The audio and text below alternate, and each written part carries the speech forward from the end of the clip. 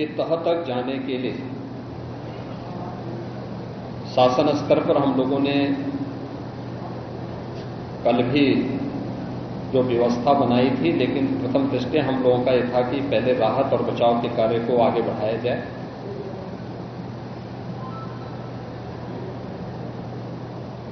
इस पूरी जो अभी हादसा है, इस हादसे में 121 श्रद्धालुओं की मृत्यु हुई, जो उत्तर प्रदेश के साथ साथ हरियाणा, राजस्थान और मध्य प्रदेश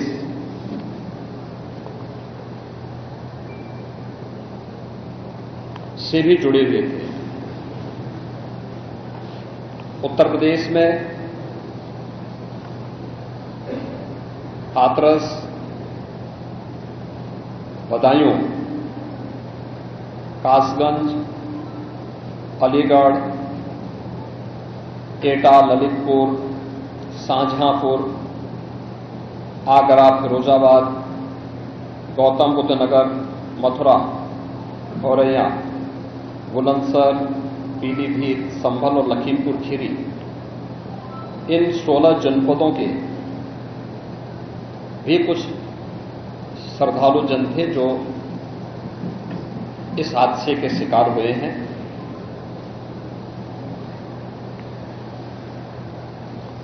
एक 121 में से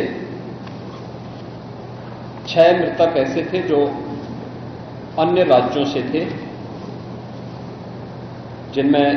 ग्वालियर मध्य प्रदेश से 1 थे, हरियाणा से 4 थे और राजस्थान से 1 थे।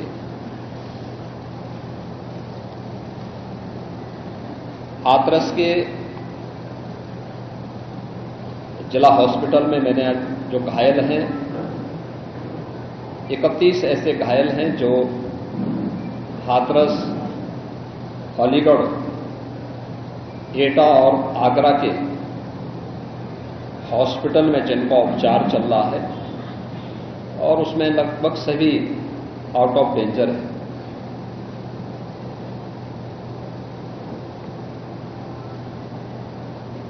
हादसे के बारे में जो वहां के चश्मदीद हैं, जो इस घटना के शिकार हुए थे, गंभीर रूप से घायल हो गए थे, उनमें से ज्यादातर जो लोग हैं जिनसे आज मैंने बातचीत भी किया है, वे सभी इस बात को बोलते हैं कि हादसा कार्यक्रम के उपरांत जब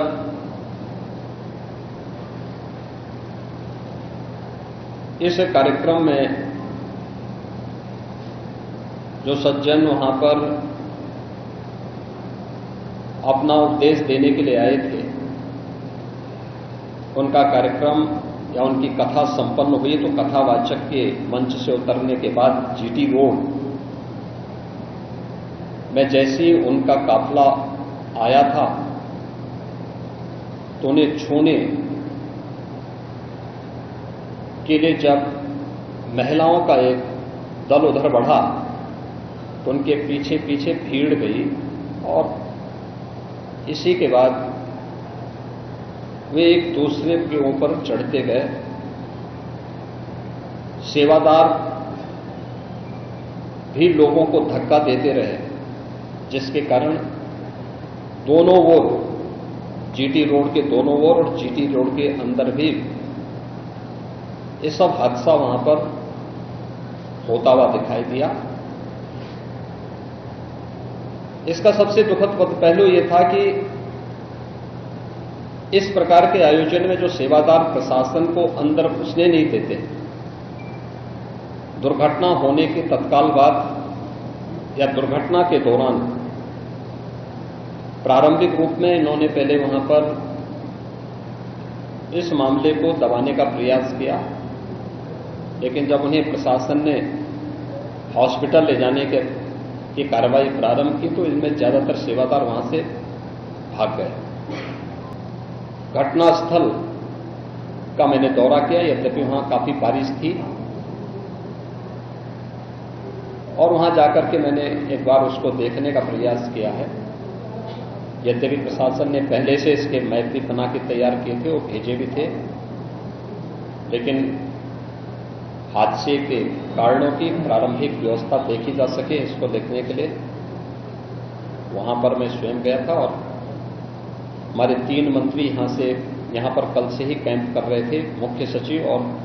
पुलिस महानिदेशक भी यहां पर कल से ही कैंप कर रहे हैं। सीनियर अधिकारीगण भी यहां पर पुलिस और प्रशासन के अधिकारीगण यहां पहले से ही कैंप करते हुए इस पूरी घटना के लिए जिम्मेदारों की जवाबदेही तय करने की भी दिशा में आगे कार्रवाई की जा रही है, जिसमें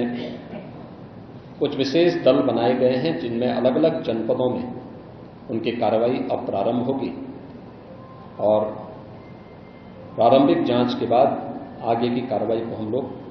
आगे बढ़ाने का कार्य करेंगे। यह यहां की घटना के बारे में था और जुडिशियल इंक्वायरी के बारे में आज ही इसके नोटिफिकेशन शासन के द्वारा भी जारी हो जाएगी। इस पूरी घटनाक्रम के लिए हम लोगों ने एडीजी आगरा की अध्यक्षता में एक एसआईटी गठित की है, जिसने अपनी प्रारंभिक रिपोर्ट दी है और इस घटना की तह में जाने के लिए उनसे कहा गया है। बहुत सारे ऐसे पहलू हैं जिन पर जांच होनी बहुत आवश्यक है। अब तक प्रथम दृष्टया जो थी हमारी कार्रवाई ये थी कि राहत और बचाव के कार्य को आगे बढ़ाने के बाद आयोजकों को पूछताछ के लिए बुलाना, घटना के बारे में, हादसे के कारणों के बारे में उनसे भी पूछताछ करना और फिर घटना की लापरवाही और जिम्मेदारों की जवाबदेही भी इसके लिए तय करना, जिसके लिए पहले से ही एफआईआर यहां पे दर्ज हो चुकी है। इसके लिए कार्रवाई आगे बढ़ रही है। हम लोग इस बात को किसी भी प्रकार से डिनाई नहीं कर सकते कि इस प्रकार की घटना केवल एक हादसा नहीं होता है। अगर हादसा भी है तो उसके पीछे कौन जिम्मेदार है, और अगर वह घटना घटित हुई है तो इसके पीछे हादसा नहीं तो साजिश किसकी है,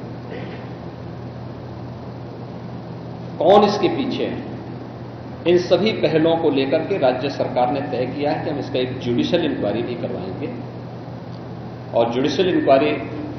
हाईकोर्ट के एक रिटायर्ड जज की अध्यक्षता में होगी, जिसमें प्रशासन और पुलिस के भी रिटायर्ड सीनियर अधिकारियों को रख करके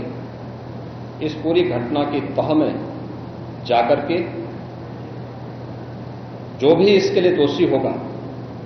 उन्हें इसकी सजा देना और इस प्रकार की घटना की पुनरावृत्ति न हो, इनके बारे में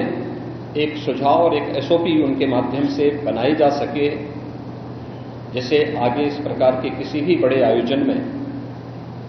लागू किया जा सके। यह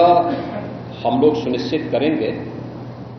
हमसे जुड़े रहने के लिए हमारे YouTube चैनल को सब्सक्राइब करें और नई वीडियो की नोटिफिकेशन के लिए बेल आइकॉन को दबाएं।